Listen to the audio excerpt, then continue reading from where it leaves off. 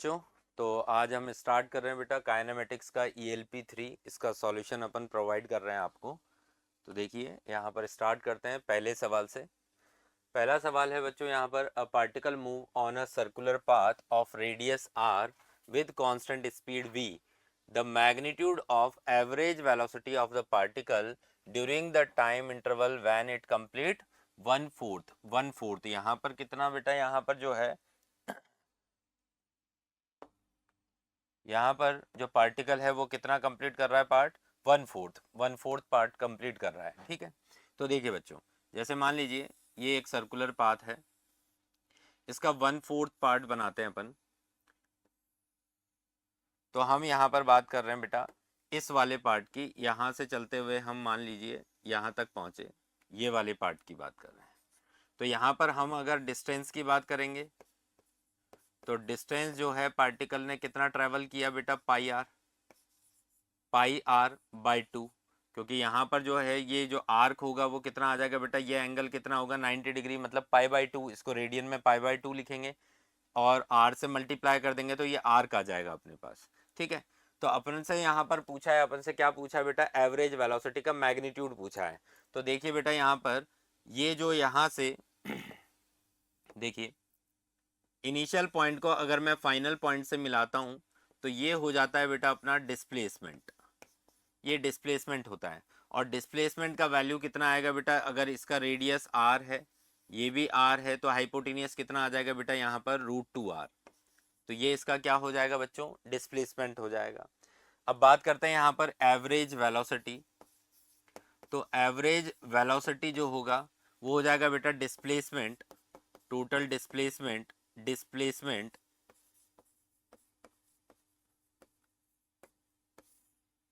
Divide by total time. तो displacement का value कितना आया बच्चों, √2r, और टाइम को हम t मान लेते हैं पार्टिकल यहाँ से यहाँ तक कितने टाइम में ट्रेवल किया होगा, t टाइम में। अब मुझे ये t भी कैलकुलेट करना है क्योंकि ऑप्शन में कहीं पर भी मुझे t नज़र नहीं आ रहा है। तो मैं यहाँ पर देखिए बेटा टाइम कैलकुलेट करूँगा तो मुझे पता है यहाँ पर जो स्पीड है वो कांस्टेंट है, तो स्पीड इक्वल्स टू होता है बेटा डिस्टेंस अपॉन टाइम। तो बच्चों यहाँ से टाइम इक्वल्स टू हो जाएगा, डिस्टेंस को d लिख देता हूँ और स्पीड को v लिख देते हैं, कांस्टेंट स्पीड है। तो बताइए यहाँ से टाइम का वैल्यू कितना आ जाएगा बेटा, बताइए यहाँ से यहाँ तक कितना डिस्टेंस ट्रेवल किया, pi r by two divide by कितनी स्पीड से किया बच्चों, v से किया। तो बेटा इस टाइम को मैं यहाँ पर रख देता हूँ तो हमारे पास आंसर आएगा बेटा √2r upon pi are upon 2v, है ना। इसको 2 को नीचे ले जाएंगे तो 2v हो जाएगा। तो देखिए बेटा यहाँ पर ये जो है r से r कैंसिल हो गया, तो यहाँ पर ये ऊपर जाएगा, तो answer is 2√2v upon pi, ये आंसर आ जाएगा। तो हमारे पास कौन सा ऑप्शन हो जाएगा इसका बेटा, फोर्थ ऑप्शन इसका राइट ऑप्शन हो जाएगा। ठीक है बच्चों, बढ़ते हैं आगे, सेकंड क्वेश्चन पे आते हैं। देखिए यहाँ पर एक रेसिंग कार है और वो भी सर्कुलर पाथ में ही मूव कर रही है और उसका रेडियस, सर्कल का रेडियस कितना है, r है, और स्पीड जो है वो कितना है बेटा, v है। Magnitude of average velocity of car during the time interval it completes one lap.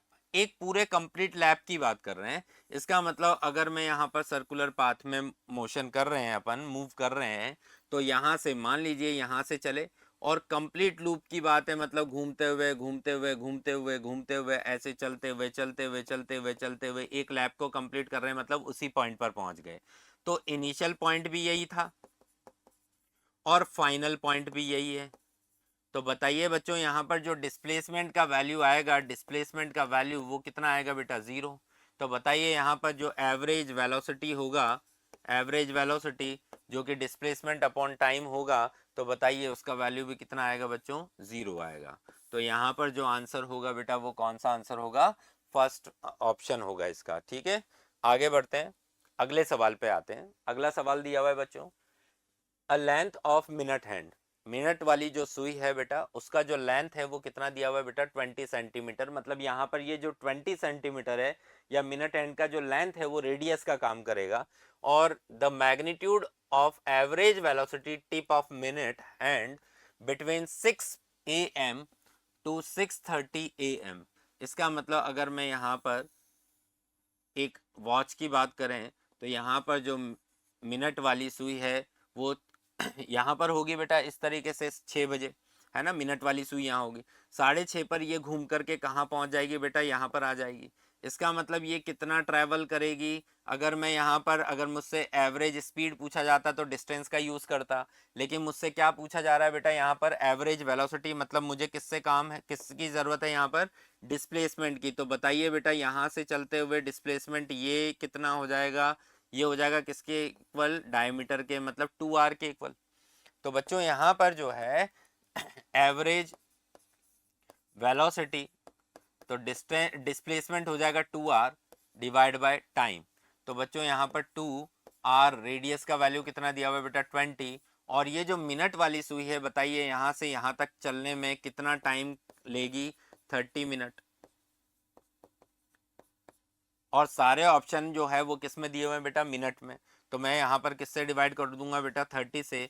तो बच्चों यहाँ पर आंसर आएगा 4/3 सेंटीमीटर पर मिनट, ये इसका आंसर आ जाएगा।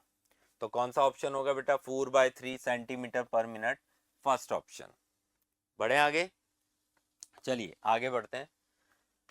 देखिए बच्चों यहाँ पर दिया हुआ है एक पोजीशन वेक्टर है, पोजीशन वेक्टर दिया हुआ है हमें। इसका मतलब हम यहाँ पर डायरेक्शन को भी देखेंगे। तो position vector of a particle moving in XY plane is given as, R vector जो है वो ये कुछ दिया हुआ है आई कैप और जे कैप के साथ। The average velocity v vector of the particle between t = 0 to t = 2 second. अब देखिए बेटा यहाँ पर जो ये पोजीशन वेक्टर दिया हुआ है हमें, ये पोजीशन वेक्टर हमें जो टाइम के साथ रिलेट किया हुआ है, तो हमें यहाँ पर ये जो है पोजीशन बताएगा। जिस भी टाइम की पर हम पोजीशन जानना चाहते हैं उस टाइम को हम यहाँ रखेंगे और पोजीशन को कैलकुलेट कर लेंगे। अब हम जानते हैं बच्चों यहाँ पर एवरेज क्या पूछा है आपसे, एवरेज वेलोसिटी। तो एवरेज वेलोसिटी जो होगा बेसिकली वो क्या हो जाएगा बेटा, change in position, x final minus x initial divide by time. ये फॉर्मूला हम यूज करेंगे। पोजीशन को आर से भी लिख सकते हैं और एक्स से भी लिख सकते हैं ना। तो अब यहाँ पर अपन को एक तो t = 0 पर पोजीशन पता करनी है और एक t = 2 सेकंड पर पोजीशन पता करनी है। तो अगर जब मैं t का वैल्यू 0 रखता हूँ तो r मुझे इनिशियल मिल जाता है, और वो कितना हो जाएगा बेटा, ये भी 0 हो जाएगा, और वहां पर आ जाएगा बेटा अपने पास -2 j कैप। देखिए ये तो 0 हो जाएगा, t का वैल्यू 0 रखेंगे तो 0 हो जाएगा, ये 0 -2 तो यहाँ पर क्या आ जाएगा -2 जे कैप, ये आर इनिशियल हो गया। जब मैं t का वैल्यू कितना रखूंगा बेटा 2 सेकेंड, तो देखिए बेटा आर फाइनल का वैल्यू जो आएगा मेरे पास वो आएगा, यहाँ पर इक्वेशन में रखते हैं तो 2 का स्क्वायर आई कैप प्लस 2 -2 जे कैप। तो इसका मतलब यहाँ पर ये 4 आई कैप, और ये कितना हो जाएगा बेटा 0 जे कैप। इसका मतलब जो आर फाइनल है वो कितना आया मेरे पास 4 आई कैप। तो देखिए बेटा यहाँ पर मैं वैल्यू को सब रखता हूँ, तो फाइनल पोजीशन कितना है बेटा 4 आई कैप, 4 आई कैप माइनस इनिशियल पोजीशन कितना है बेटा -2 जे कैप। तो माइनस और माइनस क्या हो जाएगा बेटा +2 जे कैप, और इसको जो टाइम लगा है 0 से 2 सेकंड, तो वो टाइम कितना हो जाएगा 2। तो answer is 2 I cap plus J cap, ये आंसर आएगा, और इसका यूनिट हो जाएगा मीटर पर सेकंड। तो देखिए बेटा कौन सा ऑप्शन होगा यहाँ पर, 2 आई कैप प्लस जे cap metre per second, option third. बढ़े आगे, अगले सवाल पर आते हैं। अगला सवाल है बच्चों, एक पोजीशन वेक्टर वही दिया हुआ है ना, और यहाँ पर बोला है ये पोजीशन वेक्टर है हमारे पास, ये x की वैल्यू बताएगा, जो भी टाइम रखेंगे हम वो x का वैल्यू पता चल जाएगा हमें। तो यहाँ बोल रहा है the average velocity vector of the particle between t = 0 to t = 6 second. जो लास्ट सवाल में हमने किया था वैसा ही यहाँ पर करने वाले हैं हम। तो बेटा यहाँ पर देखिए, सबसे पहले हम t = 0 पर t = 0 रखते हैं। तो यहाँ पर जो x का इक्वेशन है मैं इसको यहाँ लिख देता हूँ, x = कितना दिया हुआ है बेटा 40t - 4t²। तो बेटा t का वैल्यू 0 रखेंगे तो x इनिशियल मिल जाएगा मुझे, तो ये 0 हो जाएगा, ये 0 हो जाएगा, मतलब x इनिशियल का वैल्यू कितना आ जाएगा बच्चों 0 आ जाएगा। अब बात करते हैं बच्चों यहाँ पर t = कितना रखना है मुझे 6 अगर मैं रखता हूँ, तो x फाइनल जो है मेरे को मिलता है वो हो जाएगा बेटा 40 × 6 माइनस 4 इंटू 6 का स्क्वायर कितना हो जाएगा बेटा 36, तो ये आ जाएगा 240 माइनस ये आ जाएगा बेटा 144। तो यहाँ पर इसको जब मैं कैंसिल आउट करूँगा 240 माइनस 144 तो ये आ जाएगा 96 मीटर, ये आ जाएगा अपने पास। एक्स फाइनल का वैल्यू ये आ गया है। अब हमसे पूछा है वही एवरेज वेलोसिटी, वो हो जाएगा बेटा x final minus x initial upon time. X final का वैल्यू कितना है बेटा 96 माइनस माइनस और एक्स इनिशियल का वैल्यू कितना है 0 और डिवाइड बाय कितना हो जाएगा 6 हो जाएगा। आया समझ में? तो यहाँ पर जो है अपने पास ये आ जाएगा बेटा कितना 1 टाइम जाएगा और ये होगा अपने पास 6 मतलब 16 मीटर पर सेकेंड इसका आंसर आएगा। तो देखिए बेटा कौन सा ऑप्शन होगा इसका, फर्स्ट ऑप्शन। बढ़े आगे, चलिए अगले सवाल पर चलते हैं। तो हमारा जो नेक्स्ट क्वेश्चन है वो है an insect crawl in XY plane, the coordinate of insect changes from 3,4 पर ये पहले था जब t का वैल्यू कितना था बेटा 3 सेकेंड, और फिर ये पहुंच जाता है 8,-1 पर जब टाइम का वैल्यू कितना हो जाता है 13 सेकेंड। तो एवरेज वेलोसिटी पूछा है। तो देखिए बेटा पहले मान लेते हैं ये किसी A पॉइंट पर था जिसके कोऑर्डिनेट थे 3,4।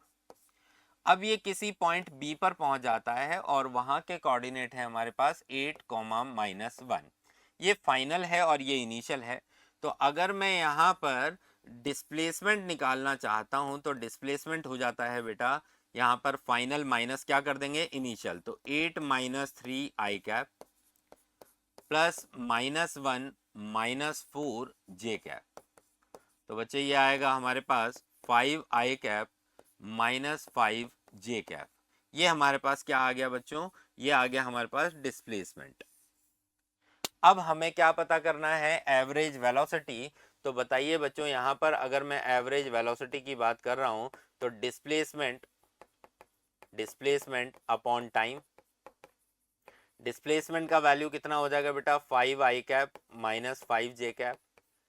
अच्छा अब यहाँ पर जो टाइम लिखना है हमें वो टाइम इंटरवल बताइए, पहले कितने टाइम पर इनिशियल कहाँ 3 सेकंड की बात कर रहे थे और फाइनल कितने का 13 सेकंड। तो बताइए गैप कितना आ गया बेटा 10 का। तो आंसर आएगा यहाँ से i cap minus j cap divide by 2 metre per second, option 4। इसका ऑप्शन क्या होगा 4 होगा। ठीक है बच्चों, बढ़ते हैं आगे, अगले सवाल पर आते हैं। अब देखिए बेटा यहाँ पर जो है सवाल बहुत लेंदी है लेकिन इसकी अप्रोच जो है वो हमारे पास क्या होनी चाहिए, हमसे क्या पूछा गया है पहले वो सोचना है। देखिए एवरेज वेलोसिटी पूछा है और एवरेज स्पीड। एवरेज वेलोसिटी के लिए हमें किसकी ज़रूरत होती है डिस्प्लेसमेंट की, और एवरेज स्पीड के लिए किसकी ज़रूरत होगी डिस्टेंस की। तो बेटा यहाँ पर जो है इसमें दिया हुआ है कि एक आदमी है, एक बॉय है, वो हायर कर रहा है बेटा एक टैक्सी को और कोटा रेलवे स्टेशन से कितनी बजे बेटा 9 बजे। अब ये बोलता है टैक्सी ड्राइवर को कि हमें कहाँ ड्रॉप कर दो बच्चों, अन अकेडमी के ऑफलाइन सेंटर पर। तो वो ड्राइवर जो है जिगजैग रूट से चला और उसने कितना डिस्टेंस ट्रैवल किया बेटा 30 किलोमीटर, और कितने टाइम पर पहुंच गया ये बेटा 9:45 पर सेंटर पर पहुंच गया। तो बच्चों उसके बाद ये बोल रहा है कि स्ट्रेट डिस्टेंस जो है between railway station and the Unacademy offline centre is 15 kilometre. इसका मतलब स्ट्रेट जो रोड है, सीधा रोड जो है, और सबसे छोटा रास्ता जो है, बेसिकली ये क्या हो जाएगा बेटा डिस्प्लेसमेंट हो जाएगा। तो डिस्प्लेसमेंट का वैल्यू तो कितना हो जाएगा 15 किलोमीटर, और जो जिगजैग चला है वो, इसका मतलब डिस्टेंस, क्योंकि उसने ज़्यादा गाड़ी को चलाया है तो डिस्टेंस जो है ज़्यादा ट्रैवल किया है, वो कितना हो गया बेटा 30 किलोमीटर। और टाइम इसने जो लिया है बेटा वो कितना लिया है, देखिए आप 9 बजे वो चला था और 9:45 पर पहुंचा। इसका मतलब इसने कितना टाइम में ट्रेवल किया 45 मिनट में। अब ऑप्शन में जो है वो आर दिया हुआ है तो 45 को किससे डिवाइड कर दूं बेटा 60 से, तो ये आ जाएगा बेटा 3/4 आर। ठीक है, ये टाइम कैलकुलेट कर लिया हमने। अब यहाँ पर हमें एवरेज स्पीड और एवरेज वेलोसिटी के बारे में बात करना है। तो एवरेज वेलोसिटी के लिए मैं डिस्प्लेसमेंट का यूज़ करूँगा, तो 15 डिवाइड बाय 3/4 तो ये आ जाएगा बेटा अपने पास 20 किलोमीटर पर आवर। ठीक है, 4 ऊपर चला जाएगा, 3 से 5 टाइम चला जाएगा, और 5 इंटू 4 कितना आ जाएगा 20। अब एवरेज स्पीड की अगर हम बात करते हैं तो यहाँ पर हम यूज करेंगे किसका बेटा, डिस्टेंस का। डिस्टेंस कितना है बेटा 30, और टाइम जो है वो कितना है 3/4, तो ये आ जाएगा बेटा कितना 40 किलोमीटर पर आवर। तो देखिए बेटा ऐसा कोई ऑप्शन नजर आ रहा है आपको जिसमें एवरेज वेलोसिटी 20 है और average speed 40? Answer is second option. बढ़े आगे, चलिए नेक्स्ट क्वेश्चन पे आते हैं। यहां पर बोला है maximum and minimum value of this function. ये एक फंक्शन दिया हुआ है बेटा sin x plus √3 cos x। तो देखिए बेटा मैंने आपको सिखाया था या फिर आपने बेसिक मैथ्स में सीखा था बेटा कि y इक्वल टू, अगर मुझे ऐसा कुछ इक्वेशन दिया हुआ है a sin थीटा या a sin x की बात कर लेते हैं, x को ही ले लेते हैं यहाँ पर, है ना, x ले लेते हैं, a sin x plus b cos x। तो हमने यहाँ पर सीखा था कि y का अगर मुझे मैक्सिमम वैल्यू निकालना है तो y का plus under root of sine के साथ क्या मल्टीप्लाई है बेटा a स्क्वायर, कॉस के साथ क्या मल्टीप्लाई है बेटा b, तो b स्क्वायर, और y का मिनिमम वैल्यू अगर मुझे कैलकुलेट करना है तो मैं यहाँ पर क्या कौन सा साइन लगाऊंगा, माइनस, और वैल्यू रहेगी under root of a square plus b square, मतलब ये पॉजिटिव और ये क्या रहेगा, नेगेटिव। जब भी ऐसा कॉम्बिनेशन या तो प्लस होगा बीच में या फिर माइनस भी हो सकता है। तो बच्चों यहाँ पर हमें दिया हुआ है, इसको y मान लेता हूँ, y एक वस्तु कितना दिया हुआ है बेटा sin x plus √3 cos x। तो बताइए बेटा यहाँ पर इस इक्वेशन से a और b का वैल्यू कैलकुलेट करना है, तो a का वैल्यू कितना दिया हुआ है बेटा 1 एंड b का वैल्यू कितना है बेटा यहाँ पर √3, क्योंकि sin x के साथ क्या मल्टीप्लाई है, 1 मल्टीप्लाई है। तो ये हमें मिल गया। तो y का बताइए मैक्सिमम वैल्यू लिखते हैं, मैक्सिमम वैल्यू तो वो आएगा plus under root of a का स्क्वायर मतलब 1 का स्क्वायर और √3 का स्क्वायर। तो बच्चे ये आएगा अपने पास √4, तो आंसर आएगा बेटा 2। एंड y मिनिमम अगर मुझे कैलकुलेट करना है तो मैं प्लस की जगह क्या लिखूंगा बेटा, माइनस, वही कैलकुलेशन √3 का होल स्क्वायर। तो आंसर इज यहाँ पर कितना आएगा बेटा, -2। तो यहाँ पर जो मैक्सिमम और मिनिमम वैल्यू, मैक्सिमम वैल्यू तो कितनी आएगी 2 और मिनिमम वैल्यू कितनी होगी -2। कौन सा ऑप्शन होगा बेटा, सेकंड ऑप्शन। बढ़े आगे, चलिए अगले सवाल पर आते हैं। ठीक है बेटा, वापस से हमें वही y का इक्वेशन दिया हुआ है, 3 sin 2x plus 4 cos 2x। जब भी ऐसा साइन और कॉस का कॉम्बिनेशन दे रखा है तो हमें ए और बी को पहचानना होता है, लेकिन इस सवाल को थोड़ा सा ध्यान से पढ़ना पड़ेगा। हमें ये y का मैक्सिमम और मिनिमम वैल्यू नहीं पूछ रहा है, ये हमें dy/dx का मैक्सिमम वैल्यू पूछ रहा है। तो पहले तो मुझे इसका डिफरेंशिएशन करके dy/dx पता करना होगा। तो dy/dx क्या होगा बेटा, इसके लिए डिफरेंशिएशन आना चाहिए हमें, तो वो हो जाएगा बेटा 3। साइन का डिफरेंशिएशन होता है बेटा cos 2x, और इस 2x का भी अगर मैं डिफरेंशिएशन करूंगा तो कितना आएगा बेटा 2। सिमिलर यहां पर बढ़ते हैं आगे, ये हो जाएगा 4। कॉस का होता है बेटा माइनस साइन 2x, और इसका भी अपन करेंगे तो कितना हो जाएगा 2। तो यहां पर आएगा बेटा 6, ये 2 आगे मल्टीप्लाई हो जाएगा तो 6 cos 2x, एंड माइनस ये 2 आगे आएगा तो कितना हो जाएगा बेटा 8, और माइनस बाहर आ जाएगा साइन 2x। तो बच्चों यहाँ पर देखिए अब वही कॉस और साइन का ही कॉम्बिनेशन है। अब ये dy/dx का वैल्यू है, अब इसका मैक्सिमम वैल्यू निकालना है। तो बताइए बेटा, इसको a का वैल्यू कितना है बेटा 6 और b का वैल्यू कितना है बेटा -8। अब वही y का मैक्सिमम वैल्यू निकालना है, सॉरी y का नहीं, dy/dx का मैक्सिमम वैल्यू निकालना है ना। तो dy/dx इसका मैक्सिमम वैल्यू निकालना है आपको, तो वो आ जाएगा बेटा plus under root of A square plus B square. इसका मतलब यहाँ पर प्लस अंडर रूट ऑफ, बताइए बेटा 6 का स्क्वायर कितना हो जाएगा 36, प्लस -8 का स्क्वायर कितना हो जाएगा बेटा 64। तो आंसर इज +10। देखिए कौन सा ऑप्शन होगा, थर्ड ऑप्शन। ठीक है, बढ़ते हैं आगे। अगला सवाल देखिए बेटा, एक डायग्राम दिया हुआ है यहाँ पर, दो फोर्स हैं और इनका जो वैल्यू है वो 10 डायन है। इसका मतलब इनका जो मैग्नीट्यूड है वो 10 डायन दिया हुआ है और डायग्राम दिया हुआ है हमें। तो इस फिगर के हिसाब से हमें इसका रिजल्टेंट बताना है बच्चों। तो पहले तो ये देखिए, इसके लिए अपन को वेक्टर का यूज़ करना पड़ेगा। आप ये देखिए बेटा, इसका एरो इधर की तरफ है और इसका एरो इस तरफ है।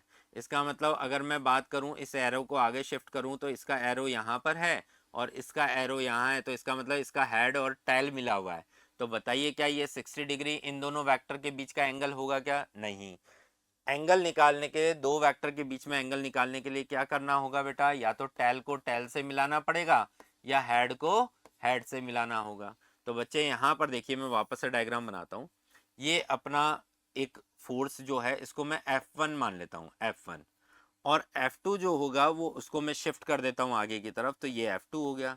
तो बताइए बेटा, ये जो एंगल होगा, अगर मैं वेक्टर फॉर्म में लिख रहा हूँ डायरेक्शन के साथ, तो ये F1 वेक्टर और ये F2 वेक्टर, और ये एंगल कितना हो जाएगा बेटा? 120 डिग्री। इसका मतलब इन दोनों के बीच का एंगल जो है वो 60 नहीं है। कितना है बेटा? 120 डिग्री। तो बच्चों यहाँ पर रिजल्टेंट का फॉर्मूला लगाएंगे और वो हो जाएगा अंडर रूट ऑफ F1 का स्क्वायर प्लस F2 का square plus 2F1 F2 cos 120 degree. अब वैसे हालांकि मैं आपको डायरेक्ट, अपन ने प्रॉपर्टी भी सीखी है कि अगर दो वेक्टर जो हैं उनका मैग्नीट्यूड, इसका मैग्नीट्यूड भी 10 है और इसका मैग्नीट्यूड भी 10 है, और इनके बीच का एंगल अगर 120 डिग्री होता है तो इनका रिजल्टेंट भी इन्हीं के इक्वल आता है। ये अपन ने सीखा है। लेकिन अगर आप चाहें तो इस फॉर्मूले से भी कर सकते हैं। तो इस फॉर्मूले से जो इसका आंसर आएगा वो कितना आएगा बेटा? 10 डायन। डायन में दिया हुआ है तो इसका आंसर क्या आएगा बेटा? रिजल्टेंट का वैल्यू भी 10 डायन आएगा। तो ऑप्शन कौन सा होगा बच्चे? First option. आया समझ में? मतलब यहाँ पर हमें ये डायरेक्ट याद होना चाहिए, ये हम सीखते भी हैं कि अगर दो वेक्टर जिनके मैग्नीट्यूड इक्वल हैं और उनके बीच का एंगल अगर 120 डिग्री होता है तो उनका रिजल्टेंट भी उन्हीं के मैग्नीट्यूड के इक्वल आता है। ठीक है बच्चों, बढ़ते हैं आगे। अगला सवाल, the resultant of two forces, the resultant of two forces, one double the other in magnitude, is perpendicular to the smaller of two forces। देखिए बेटा, यहाँ पर डायग्राम बनाते हैं अपन। मान लेते हैं एक F1 फोर्स है, इसका वैल्यू कुछ 1 मान लेते हैं, और F2 वाले फोर्स को कितना डबल मानना है? तो 2 मान लेते हैं। तो यहाँ पर जो रिजल्टेंट है वो रिजल्टेंट स्मॉलर वाला जो फोर्स है उसके परपेंडिकुलर है। तो स्मॉलर वाला कौन है बेटा? F1। इसका मतलब F1 तो ये रहा और रिजल्टेंट ये रहा, उसको मैं FR लिख देता हूँ, है ना? ये परपेंडिकुलर हो गया इसके। तो इसका मतलब F2 वेक्टर किधर होगा बेटा? ऐसा होगा F2। अब इसका मैग्नीट्यूड जो है F2 का वो 2 है और इसका मैग्नीट्यूड कितना है बच्चे? 1 है। अब मुझसे ये पूछ रहा है कि दोनों फोर्स के बीच का एंगल बताइए। अब आप ध्यान से देखें कि अगर यहाँ पर मैं एंगल की बात करता हूँ, इस एंगल की अभी थोड़ी देर के लिए बात करते हैं, क्या ये एंगल F1 और F2 के बीच का एंगल है? नहीं है। है क्या? नहीं है। इसका मतलब क्योंकि यहाँ पर इसका टेल और इसका क्या मिला हुआ है बेटा? हेड। जबकि दो वेक्टर के बीच में एंगल कब निकलेगा? या तो टेल से टेल मिला हो या हेड से हेड। तो एक काम करते हैं, पहले इसका वैल्यू कैलकुलेट कर लेते हैं। तो ये आएगा बेटा अपने पास tan theta, sorry tan theta नहीं, यहाँ पर अपने पास बेस का वैल्यू 1 है और हाइपोटेनियस का वैल्यू 1 है। तो हम यहाँ पर यूज कर लेते हैं बेटा कॉस थीटा। तो कॉस थीटा इक्वल्स टू होता है बेस अपॉन हाइपोटेनियस। बेस का वैल्यू 1 है, हाइपोटेनियस का वैल्यू 2 है, तो थीटा का वैल्यू कितना आ गया बेटा? 60 डिग्री आ जाएगा। इसका मतलब अगर ये एंगल 60 डिग्री है तो बताइए बच्चों, यहाँ पर इन दोनों के बीच का एंगल निकालने के लिए मुझे किसी एक वेक्टर को क्या करना पड़ेगा बेटा? शिफ्ट करना पड़ेगा। तो ये एंगल जो आएगा वो कितना आएगा बेटा? 120 डिग्री। तो ऑप्शन कौन सा होगा बेटा यहाँ पर? फोर्थ ऑप्शन, ये वाला। पढ़े आगे, चलिए आगे बढ़ते हैं। Difference of two unit vector is also a unit vector. इसका मतलब दो वेक्टर का डिफरेंस जो है वो एक यूनिट वेक्टर है और दोनों वेक्टर जो थे वो भी यूनिट वेक्टर हैं। तो बताइए इनके बीच का एंगल कितना होगा? तो देखिए बेटा, ये अपन इसके लिए अपन क्या करेंगे, मान लेते हैं एक ए वेक्टर है, इसका मैग्नीट्यूड जो है वो 1 है बी वेक्टर है उसका मैग्नीट्यूड भी 1 है क्योंकि यूनिट वेक्टर है, और इनका क्या बोल रहा है वो डिफरेंस, इसका मतलब ए वेक्टर माइनस बी वेक्टर का जो मैग्नीट्यूड है रिजल्टेंट वो भी कितना है बेटा, यूनिट वेक्टर है। तो बेटा आपको पता होगा डिफरेंस के लिए हम रिजल्टेंट का फॉर्मूला यूज करते हैं under root of A square plus B square minus 2ab cos theta. तो बेटा ये डिफरेंस का रिजल्टेंट है तो इसका वैल्यू भी 1 है। यहाँ पर ये भी 1 का स्क्वायर, ये 1 का square minus 2 into 1 into 1 cos theta. तो दोनों तरफ स्क्वायर करेंगे तो 1 इक्वस टू 1 और 1 कितना हो जाएगा बेटा, 2 माइनस 2 कॉस थीटा। बेटा ये इधर आएगा तो 2 कॉस थीटा और ये उधर जाएगा तो कितना हो जाएगा 1। तो कॉस थीटा इक्वस टू कितना आएगा बेटा 1/2। तो theta will be equals to 60 degree. तो यहाँ पर जो आंसर आएगा वो कौन सा आंसर होगा बेटा, थर्ड ऑप्शन। बढ़े आगे, चलिए। हाँ जी बच्चों, तो ये 13 नंबर जो क्वेश्चन है उसको देखते हैं। यहाँ पर दिया हुआ है बेटा हमें magnitude of A cap plus B cap का वैल्यू जो है वो दिया हुआ है बेटा equal to 1/√3 A cap minus B cap के मैग्नीट्यूड के इक्वल। तो हमें ए और बी के बीच का एंगल निकालना है। बेटा यहाँ पर एडिशन हो रहा है, यहाँ पर सब्ट्रैक्शन हो रहा है। तो एडिशन वाला यहाँ पर ए कैप का मतलब ए कैप जो है वो एक यूनिट वेक्टर है, उसका मैग्नीट्यूड कितना होगा 1। बी कैप उसका मैग्नीट्यूड भी कितना होगा बेटा 1। तो इसके लिए फॉर्मूला यूज़ करेंगे हम under root of A square plus B square plus 2ab cos theta. ठीक है, और यहाँ पर इक्वल होगा 1/√3 और ये सब्ट्रैक्शन का फॉर्मूला हम यूज़ करेंगे under root of A square plus B square minus 2ab cos theta. ठीक है, सब्ट्रैक्शन में यहाँ क्या आ जाएगा, माइनस आ जाएगा। अब दोनों तरफ अगर मैं स्क्वायर करता हूँ तो ये आएगा बेटा a square plus B square plus 2ab cos theta. इसका स्क्वायर करेंगे तो ये कितना हो जाएगा बेटा 1/3 एंड ये हो जाएगा बेटा a square plus B square minus 2ab cos theta. अब यहाँ से एक काम करते हैं, ए का मैग्नीट्यूड रख देते हैं, बी का मैग्नीट्यूड तो 1 का स्क्वायर प्लस 1 का square plus 2 into 1 into 1 cos theta equal to 1/3 1 का स्क्वायर प्लस 1 का square minus 2 into 1 into 1 cos theta. तो बच्चे ये आ जाएगा, ये दोनों जुड़ करके 2 प्लस 2 कॉस थीटा और इधर हो जाएगा 1/3 2 माइनस 2 कॉस थीटा। तो यहाँ पर इस 3 को उधर मल्टीप्लाई कर देते हैं तो 6 plus 6 cos theta equal to 2 minus 2 cos theta. तो बच्चों ये 2 कॉस थीटा को इधर लेकर के आएंगे और 6 को इधर भेज देते हैं तो 2 कॉस थीटा उधर जाएगा तो 6 कॉस थीटा माइनस प्लस हो जाएगा 2 cos theta equals to 2 minus 6। तो बेटा ये हो जाएगा अपने पास 8 कॉस थीटा इक्वल्स टू -4। तो cos theta will be equals to -1/2। तो थीटा का वैल्यू आएगा बेटा 120 डिग्री, क्योंकि कॉस थीटा का वैल्यू -1/2 कब होता है, जब एंगल का वैल्यू कितना होगा 120 डिग्री।